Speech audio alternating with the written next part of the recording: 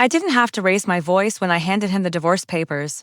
The quiet sound of the pen sliding across the page said everything for me. He looked up, confused and cornered, already beaten down, and he didn't even know why yet. But he would. Oh, he absolutely would. Because the footage was still burned into my mind, frame by frame. His mother turning the spare key in my front door, her eyes cold and nosy, her fingers digging through drawers I paid for and built myself. And worst of all, he let her. I still remember the night we met. How he smiled like someone who would never lie. How he held my hand like it mattered. Back then, I thought the world softened around him. Back then, I thought his mother's polite smile meant approval instead of calculation. I built a whole life with him, brick by brick, trust, savings. A home shaped by every choice I made. He told me we were partners. He told me his family respected boundaries. He told me a lot. Now, all of it tastes like metal. It started quietly. A drawer out of place. A box of documents shifted. The sharp, floral bite of her perfume drifting through my hallway. When I asked him about it, he laughed it off. Mom just wanted to look, he said. Those 5 words told me our marriage was already bleeding out. But I said nothing. I watched, and the day I installed cameras without telling either of them, something inside me settled. Not peace, but preparation. The footage didn't lie. At 3:17 p.m., there she was again, walking through my home like she owned it, opening my safe, taking photos of documents, bank records, contracts, inheritance papers from my father. She wasn't just snooping. She was gathering ammunition. And the worst part? My husband had texted her minutes earlier.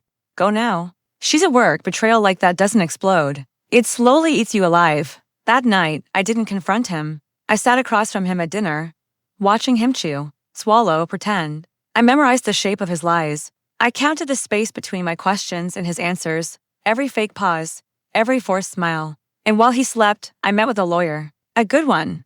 The kind who grinned when he saw the footage. The kind who used phrases like malicious intent, illegal entry, invasion of privacy, and punitive damages. $10 million. That was the number he said we could demand. And the number I decided I would claim. I waited 3 weeks. 3 long, quiet, perfectly calculated weeks. During that time, I moved certain accounts, locked certain files, and made copies of every document she touched. I let her believe I was clueless. I let him believe I had forgiven his little misunderstanding. Then I scheduled the police visit for a Saturday morning. A polite knock on my mother-in-law's door. You should have seen her face when she realized the officers weren't there to ask questions. They were there to deliver charges. My husband stumbled out in pajama pants, blinking at the flashing lights like a kid pulled from a bad dream. He didn't understand. Not yet. But the lawsuit papers in my hand would make sure he did. I'm suing both of you, I said, steady, calm, almost gentle. His mother clutched her pearls like she was trying out for a bad theater role. For what? He asked, his voice cracking. I pressed play on my phone, every second of her using that key. Every moment she violated my privacy, every stolen piece of my life. I watched the truth wash over his face. Shock, shame, fear. Good, you betrayed me, I said. Both of you. Now they'll pay me back for everything you tried to take. He whispered my name like it was a lifeline. It wasn't. My lawyer says they'll settle. They don't have the money to fight. His mother already sold her jewelry. He already moved out of the house, my house.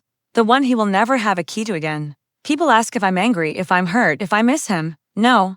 I miss who I thought he was. But honestly, walking away with my dignity, my freedom, and a $10 million lesson feels better than any apology he could ever choke out. Some betrayals break you. Mine rebuilt me. And now I sleep with the doors locked, the cameras on, and my peace fully intact.